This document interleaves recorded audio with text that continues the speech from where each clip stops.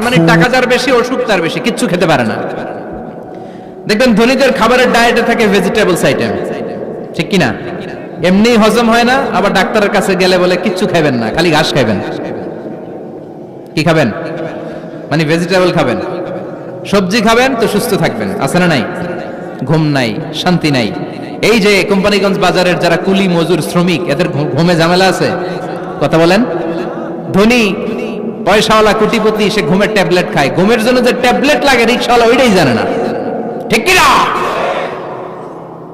হাজার কোটি টাকার মালিক হলে বাড়ি কিনা যায়, গাড়ি কিনা যায়, সুখ কিনা যায় না। কোম্পানিগঞ্জ বাজারে সুখ বিক্রি হয় এমন দোকান আছে নাকি? কথা কন, একটাও নাই। কি করলেন আপনারা? সুখের দোকান দিতে পারলেন না।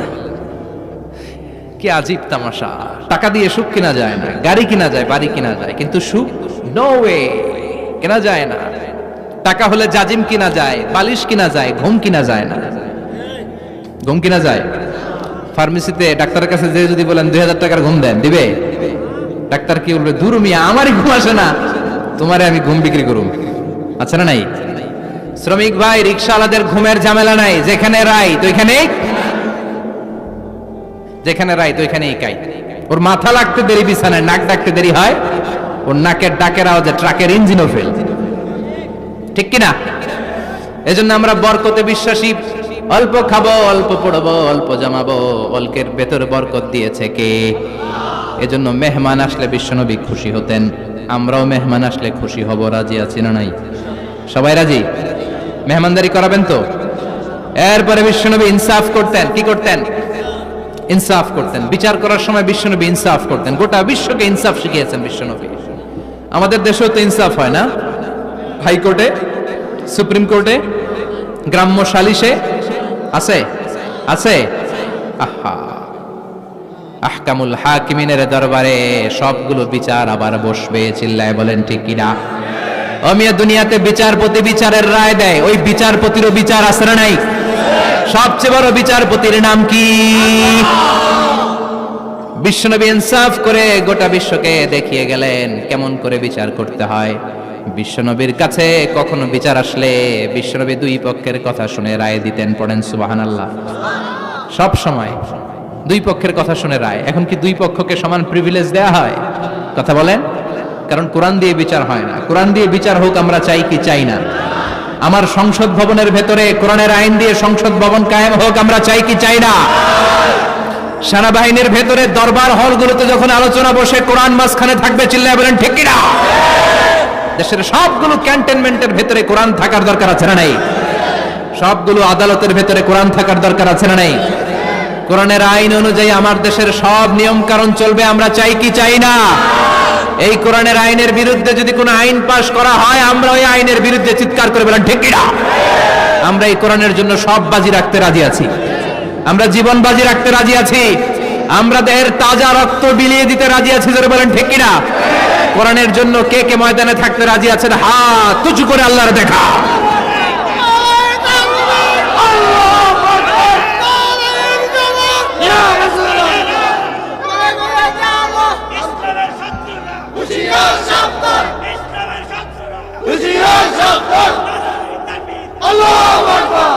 আল্লাহ কোরআনের জন্য যে ভালোবাসাটাকে তুমি কবুল করো। আমরা যেন দেখে যেতে পারি যে এই দেশে কালেমার পতাকা পতপত করে উড়েছে। আমরা যারা ইসলামের পক্ষে, এটাই আমাদের অপরাধ। আমরা ইসলামকে একটা বিজয়ী শক্তি হিসেবে দেখতে চাই। আমরা ইসলামকে পার্লামেন্টের ভেতরে দেখতে চাই। আমরা কালিমার পতাকা পতপত করে উঠছে এটা দেখে যেতে মরতে চাই। চিল্লায় বলেন ঠিক কিনা?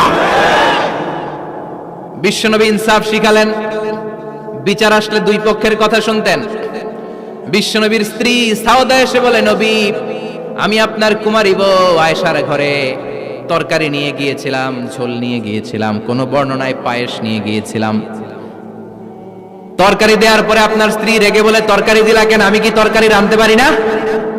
আনলা কেন? রাগের চোটে তরকারির ঝোল নিয়ে পায়েস নিয়ে আমার গালের মধ্যে মাখিয়ে দিয়েছে আপনার বউ। আপনি তো শ্রেষ্ঠ বিচারক, নবী বিচার করে দেন। দুই বউয়ের মধ্যে ঝগড়া আছে না নাই? বিশ্বনবী সাউদার কথা শুনলেন, মা আয়েশাকে ডেকে পাঠালেন। মা আয়েশারে বললেন, ও আয়েশা আসলে এমনটা করেছো নাকি?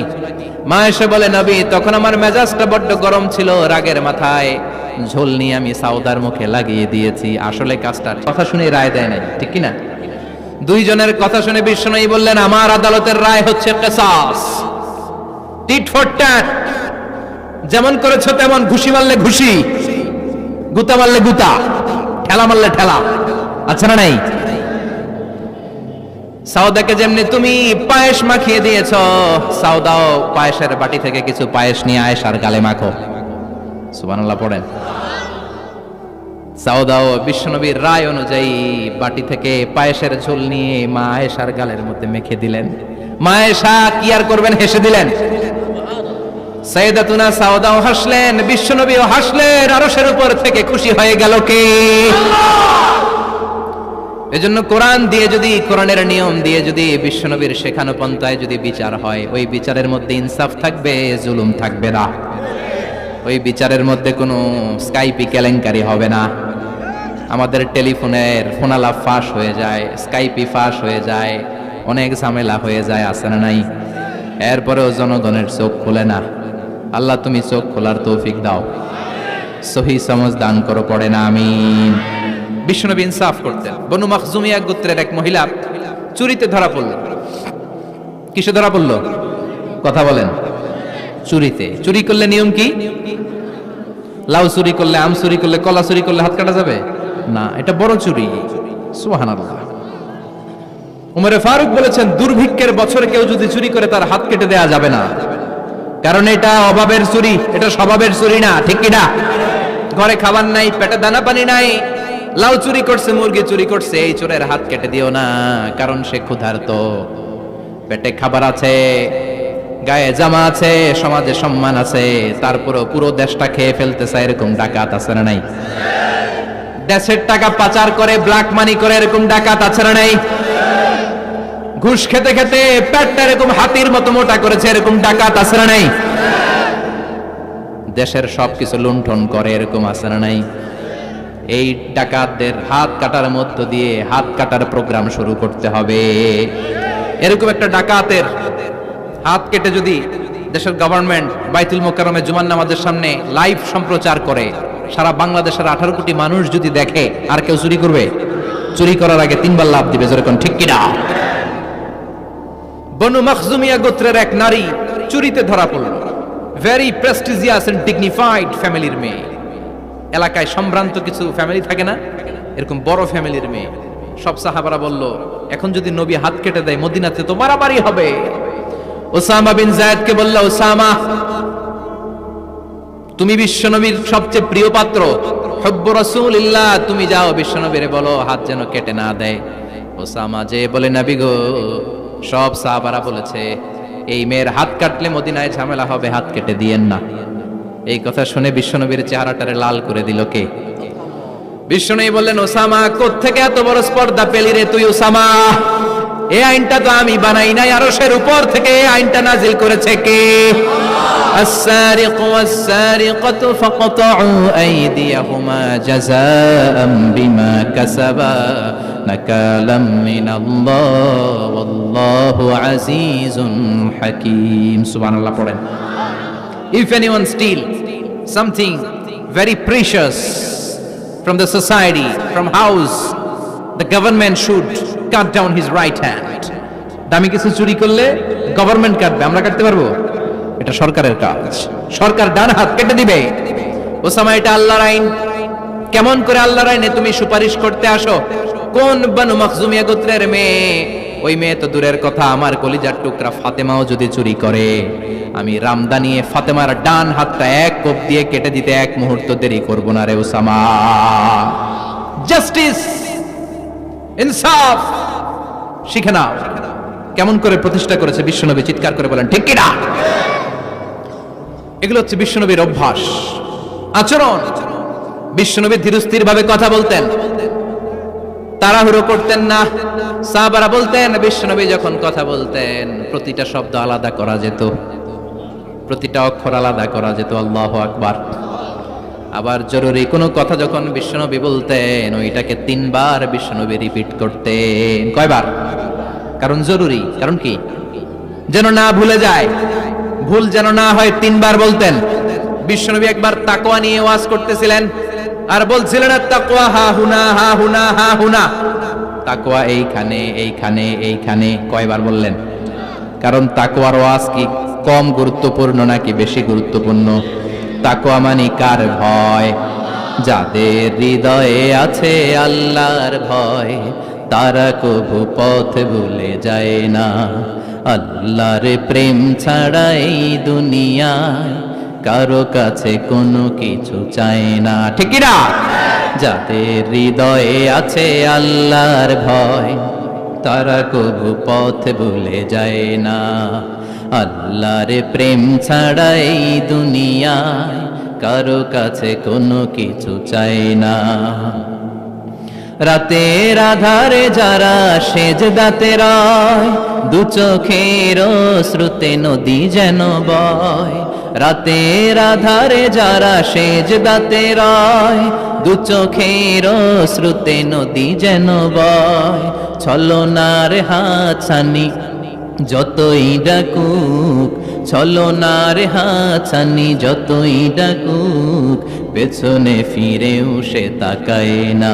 যাদের হৃদয়ে আছে আল্লাহর ভয়, তারা কভু পথ ভুলে যায় না। আল্লাহর প্রেম ছাড়া এই দুনিয়া কারো কাছে কোনো কিছু চায় না। চিৎকার করে বলেন ঠিক কি না? তাকওয়ার ওয়াজ করলেন, তাকওয়া মানে আল্লাহর ভয়। বিষ্ণুই বললেন তাকওয়া হা হুনা, তাকওয়া হা হুনা, তাকওয়া হা হুনা। তাকওয়া এই জায়গায়, তাকওয়া এই জায়গায়, তাকওয়া এই জায়গায়। যেহেতু এটা গুরুত্বপূর্ণ, বিষ্ণুনবী 3 বার ইঙ্গিত করে বলেছেন। সুবহানাল্লাহ। বিষ্ণুই বলেন না তাকওয়া হা হুনা, তাকওয়া এইটা। বলেন না তাকওয়া হা হুনা, তাকওয়া এইটা। বলেন না তাকওয়া হা হুনা, তাকওয়া এইটা।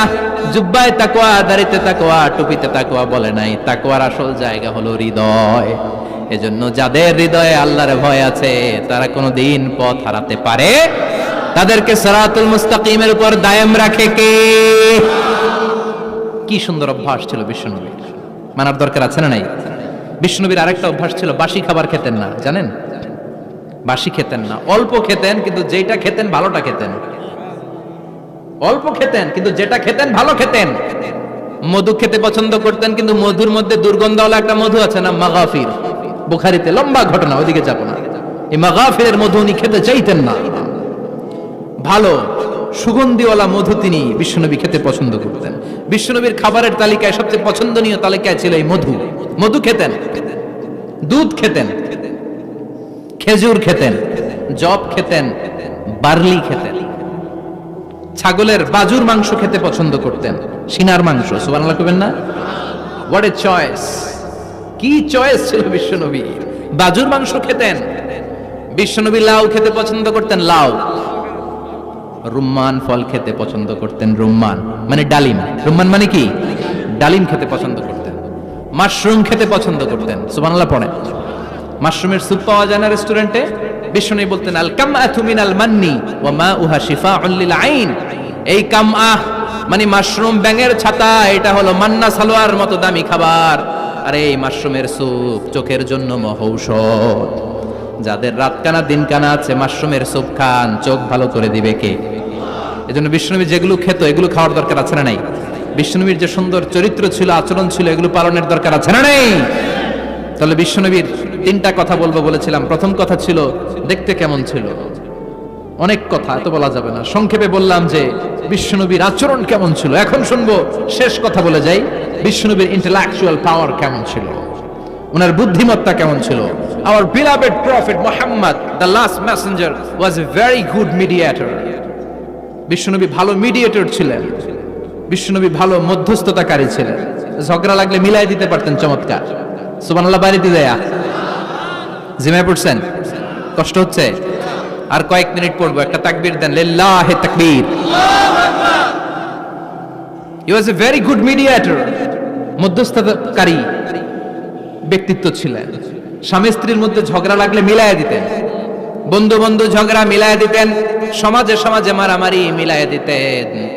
মক্কা থেকে মদিনায় যখন গেলেন, মদিনায় 120 বছরের একটা যুদ্ধ চলছিল, কেউ যুদ্ধটা থামাতে পারে না। বিশ্বনবী 7 দিনের ব্যবধানে যুদ্ধ থামিয়ে দিলে। Intellectual capacity, very good mediator. এজন্য বিশ্বনবীর উম্মত যারা, তাদের অভ্যাস হবে ঝগড়া লাগায় দেওয়া যাবে না, মিলায় দিতে হবে, ঠিক কিনা? আমরা যদি ঝগড়া দেখি দূর থেকে আরো লাগায় দিতে চাই, আছে না নাই? কোম্পানিগঞ্জ বাজারে ঝগড়া, কয় লাগুক আরো লাগুক, ধরবি না, থামাবি না, দূর থেকে মজা দেখি, মজাই লাগে, এরকম ডাকাইতে আছে না নাই? আগুন লাগলে পানি দিয়ে নেবায়, অনেকে তেল ঢালে, আছে না নাই? কি করবেন? মিলিয়ে দিবেন। আপনার মর্যাদা বাড়িয়ে দিবে কে? বিশ্বনবী ভেরি গুড মিডিয়েটর ছিলেন। বিশ্বনবী লজিক্যাল এবং রেশনাল ছিলেন, বুদ্ধিমত্তাকে কাজে লাগাতেন। এক সাহাবী এসে বলেন, নবী ইযান লি বিজিনা, আমার জিনার অনুমতি দেন। কিসের অনুমতি? কার কাছে অনুমতি চাইলো? অন্যান্য সাহাবারা এই যুবক ছেলেটাকে ধমকাতে লাগলো, বসো, এই মিয়া বসো, বিশ্বনবীর কাছে কি কথা বলে এগুলা? ওই যুবক বসে রইল।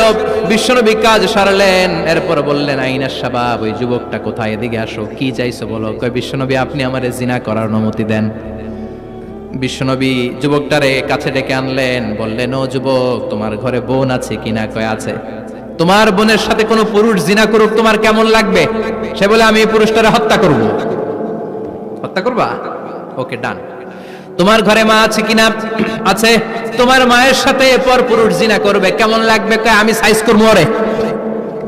তোমার ঘরে স্ত্রী আছে কিনা? আছে। তোমার স্ত্রীর সাথে যদি কেউ জিনা করে কেমন লাগবে? বলে, আমি তারে ছাড়বো না। বিশ্বনবী বললেন, তাহলে যেই মহিলার সাথে তুমি জিনা করবা, সেও তো কারো বোন, সেও তো কারো স্ত্রী, সেও তো কারো মা, ঠিক কিনা? সুবহানাল্লাহ, হোয়াট অ্যান ইন্টেলেকচুয়াল ক্যাপাসিটি। যুবক বলে, তাই তো, এভাবে তো ভাবি নাই।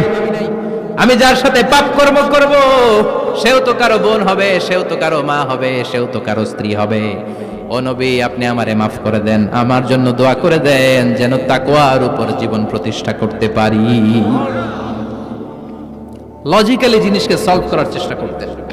মুআয ইবনে জবালকে বিশ্বনবী সাল্লাল্লাহু আলাইহি ওয়াসাল্লাম ইমাম বানিয়ে পাঠালেন। উনি ইমামতি করতে গেলেন এক মসজিদে। মাগরিবের সালাতে উনি লম্বা কেরাত ধরলেন। এশার নামাজ শুরু করলেন সূরা বাকারা দিয়ে, কোরআনের সবচেয়ে ছোট সূরা। হ্যাঁ, বড়? কত বড়? বিশাল বড়। এখন ওই এলাকার মুসল্লিরা ছিল কৃষক মুসল্লি। এক কৃষক মুসল্লি সাহাবী নামাজের পেছনে দাঁড়ালেন, দেখলেন বাকারা দিয়ে ধরছে, কেরাত শেষ হয় না, আর দাঁড়িয়ে থাকতে পারে না, পায়ে ব্যথা করে, পিঠে ব্যথা করে। কিছুক্ষণ পর রেগে মেগে নামাজ ছেড়ে দিয়ে বারান্দায় নামাজ পড়ে বিশ্বনবীর কাছে বিচার দিতে গেলেন। যে বললেন, নবী এমন ইমাম পাঠাইছেন এশা পরে বাকারা দিয়া। বিশ্বনবীকে সর্বনাশ, মুআয তো ভেজাল লাগাই ফেলতেছে। ডেকে পাঠালেন, সহিহ বুখারীর বর্ণনা। বিশ্বনবী বললেন, মুআয, হোয়াট আর ইউ ডুইং দেয়ার? কি করছো তুমি সেখানে? আফাতানুন আনতা ইয়া মুআয? ও মুআয, তুমি কি ফিতনা বাজাও নাকি? তুমি কি ফিতনা ছড়াচ্ছ নাকি? খেটে খাওয়া মানুষ, কৃষক মানুষ, মাঝারি সাইজের কত সুন্দর সূরা আছে, ওয়াদ-দুহা ওয়াল-লাইলি ইযা সাজা, আল কারিআতু মাল কারিআ, আসনা নাই, আলহাকুমুত তাকাসুর, আসনা নাই। এগুলো দিয়ে না পড়ে বড় বড় সূরাতুল্লাহ কেন্দ্রে মুআয, আফাতানুন আনতা ইয়া মুআয, তোমারে কি আমি অ্যাপয়েন্টমেন্ট দিছি তুমি ফিতনা বাজাবা? খবরদার মুআয, ইয়াসসিরু ওয়ালা তুআসসিরু, ইসলামকে মানুষের কাছে সহজ করে উপস্থাপন করবা। বাশশিরু ওয়ালা তুনাফিরু, ইসলামকে এমন ভাবে উপস্থাপন করবা না যে তোমার কথা শুনে মানুষ দিন থেকে ভেগে ভেগে যায়। তাহলে এই দায়ভার ইসলামের নয়, এই দায়ভার বর্তাবে তোমার কাঁধের উপর। চিৎকার করে বলেন ঠিক কিনা? আমাদের মধ্যে অনেকে ইসলামকে অনেক কঠিন করে ফেলে, মানুষকে আশার বাণী শোনায় না। কই এমনে না পড়লে আপনার বাদ, আপনি বেদাত করছেন, আপনি শিরক করছেন, আপনার কিচ্ছু হবে না। যারে বলে কিচ্ছু হবে না, সে বলে আমার যেহেতু কিচ্ছু হবে না, তোর কথা শোনার আমার দরকার নাই। যে আমারে আশার বাণী শোনায় আমি তার কাছে যাই, ঠিক কিনা? এজন্য সহিহ ইসলাম আপনি প্রচার করবেন, but your approach should be very flexible. 100 বছর যেটা চালু আছে আপনি একদিনই উঠিয়ে দিতে পারবেন? It's not a logical approach. বিশ্বনবীর অ্যাপ্রোচ, বিশ্বনবীর রেশনাল ক্যাপাসিটি এমনটা ছিল না। সহজভাবে বুঝাবেন, আদ-দীন ইউসরুন লা উসরা ফি, দিনটা হলো সহজ, দিনের মধ্যে কাঠিন্যতা নাই। সুবহানাল্লাহ, কি ক্যাপাসিটি! আমি যেমনি আপনাদেরকে নিয়ে বসে ওয়াজ করতেছি, বিশ্বনবী ওয়াজ করতেন, তবে সংক্ষিপ্ত ওয়াজ। আমরা আধা ঘন্টা করে যদি রাখতে চাই, হুজুর আরো আধা ঘন্টা করেন। তো আরো আধ ঘন্টা করে যদি শেষ করতে চাই, হুজুর আর 10 মিনিট করেন, হুজুর ওয়াজ অনেক টেস্ট লাগে, হুজুর নামাজ টেস্ট লাগে না। আচ্ছা না নাই? ওয়াজ ভাল লাগে, নামাজ ভাল লাগে না, কিন্তু বিশ্বনবীর ওয়াজ ছিল সংক্ষিপ্ত। আর বিশ্বনবী বলতেন, one of the minor sign before the day of judgement, your lecture will be longer, your সালাত উইল বি শর্টার। কিয়ামতের আগে তোমাদের লেকচার, ইসলামী লেকচার লম্বা হবে, নামাজ হয়ে যাবে সংক্ষিপ্ত। এই আলামত সমাজে আছে না নাই? বিশ্বনবী সংক্ষিপ্ত কথা বলতেন, আর ওনার বুদ্ধিবৃত্তিক ক্যাপাসিটি কাজে লাগিয়ে তিনি বুঝাতেন।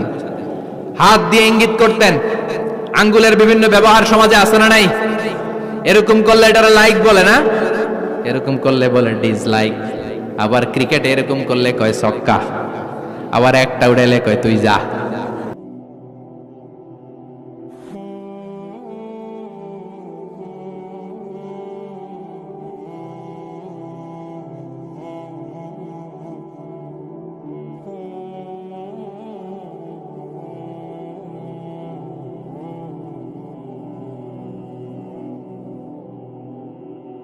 Oh